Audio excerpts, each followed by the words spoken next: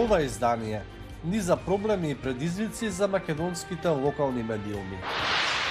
Западен Балкан далеко од Европската Унија. Разочарувањето расте. Бездомништво во време на пандемија. Во Русија борба и со студот и со бирократијата.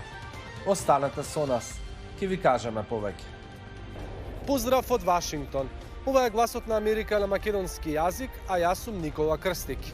Македонските локални и регионални медиуми подолго време се соочуваат со финансиски проблеми, а пандемијата само им зададе дополнителен удар. Мики Трајковски јавува за нивната борба за опстанок. Ова што ние го создаваме во овие услови, мислам дека е за голема пофалба, посебно за медиумските работници. Зборам за луѓето кои што се директно во оганот, пренесувајќи ја информацијата до својата јавност. Тешка една година поминуваат локалните и регионални медиуми во Северна Македонија. Финансиската состојба во која се наоѓаат подолго време, велат уште потешка ја прави и пандемијата со COVID-19. Намален е и планот за нови инвестиции, за нови вработувања, за нови продукции, нови производи, нови продукти, нови клиенти. Доколку ова вака продолжи, тешко дека било кој медиум, дали на локално, дали на регионално и на национално ниво, може да истрае уште многу долго. И од регионалната телевизија Тера од Битола велат дека тешко се справуваат со предизвикот кој со себе го носи пандемијата. Она што ја облажува целата ситуација сметаат дека е помош од државата за плати на вработените и ослободувањето од плаќање на концесија кон Агенцијата за медиуми, но ти тешко се обстојувало.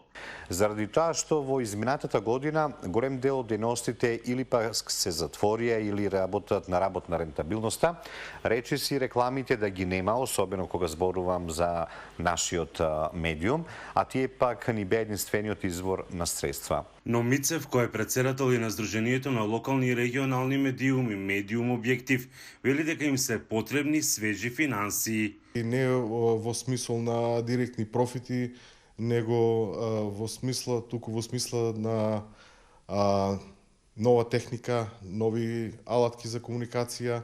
Во услови какви што се сега и во какви што работиме, сметаме дека сепак ќе има голем застој во технолошкиот напредок на било кој медиум. Дополнителен предизвик во овој период е исправувањето со лажните вести, но и говорот на омраза на социјалните медиуми. Со јакнење на капацитетите, сметам дека и поголемата стабилност на телевизиите, радиото и печатот, каде работат професионални новинари, само така ќе се спротивставиме на лажните вести, дезинформациите и мислам дека ова е шанса која треба да се искористи, бидејќи сега довербата кај јавноста кон традиционалните медиуми е многу поголема. Од Сдруженијето на новинари на Македонија велат дека се свесни за економската состојба во која се наоѓаат овие медиуми и оти се обидуваат заеднички да изнајдат модели како тие да бидат поддржани во својата работа.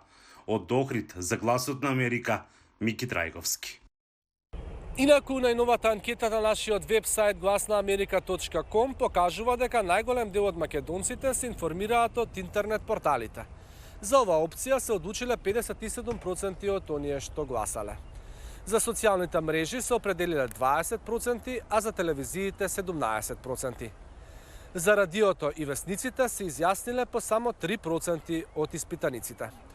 Анкетата е се уште отворена, па и вие можете да го дадете своето мислење доколку го посетите glasnaamerika.com. Продолжуваме со друга тема.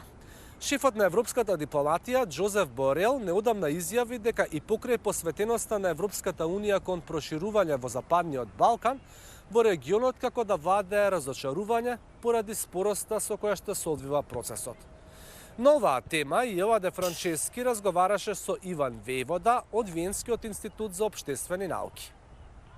Мислим да не треба да им се придава преголемо значење на неофицијалните документи, особено за односите меѓу Србија и Косово, за кои се зборува повеќе од 15 години. Основната порака на Европа е доколку сакате членство, мора да имате јасни резултати во демократските реформи, особено во однос на владење на правото, слободата на медиумите и независно судство. Во однос на критиките дека српскиот председател Александар Вучич ја носи Србија кон авторитарно уредување, проследено со пад на слободата на медиумите и граѓанските слободи, нашиот соговорник рече: Ono što je osnovno za jedan demokratski sistem, jedan pluralizam. Основно за еден демократски систем е плурализам во институциите кои во случајот со Народното собрание во Србија не постои. Не помага ниту тоа што нема независност на медиумите, особено кога се работи за националната јавна телевизија. На прашањето дали српската јавност е изморена од одолговлекувањето на решението за нормализирање на односите меѓу Србија и Косово, Војвода вели: Javno mnjenje naravno igra svugde veliku ulogu. Јавното мислење секако има голема улога и лидерите во тие земји го следат, но тоа не значи дека лидерот кој е избран да ја води државата понекогаш не треба да го отфрли мислењето на мнозинството. Добар пример за тоа е договорот за името меѓу Грција и Северна Македонија, вели Војвода. Javna mnjenja i u Grčkoj i Severnoj Makedoniji bili. Јавното мислење во Грција и Северна Македонија беше против постигнување договор, против компромисот со кој Македонија го промени името во Северна Македонија.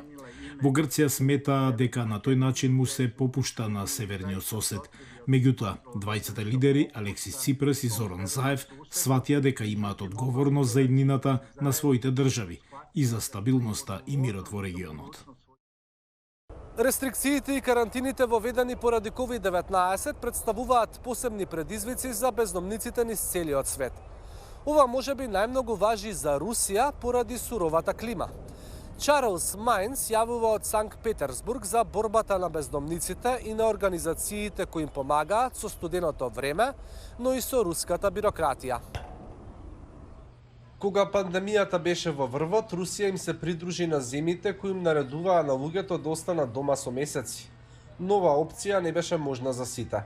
Ночлешка или ноќно засолниште е најстарата хуманитарна организација во Русија која им помага на бездомниците во Санкт Петерсбург. Властите го проценуваат нивниот број на околу 15.000, а хуманитарните организации сметаат дека е 3 пати поголем.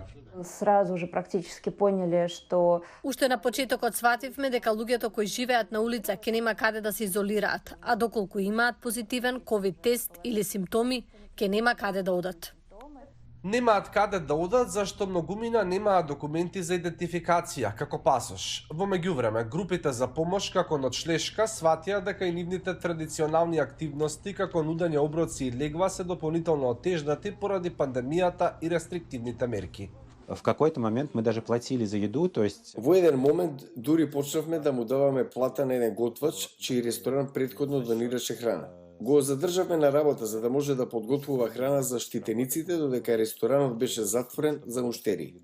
А Андреј вели дека бил измамен за платата откако се доселил во Санкт Петерсбург. Ова е честа приказна која ја комплицира стигмата за руското бездомништво, чија главна причина најчесто се лоцира во злоупотребата на дрога и алкохол. Так некрасиво ето. Не е во ред. Работите толку напорно, истурате цемент, на крајот не ви плаќаат. По ова од очеј се свртев кон алкохол. Андреј, но и други велат дека економските проблеми за време на пандемијата им оставиле малку алтернативи. Стравот од животот на улица е поголем од стравот од вирусот. Ја на биржа труда заходил. Барав работа во агенцијата за вработување и нема речи се ништо. Ова се приказни за тешки времења без лесни решенија, но и приказни за заедници кои си помагаат меѓусебно.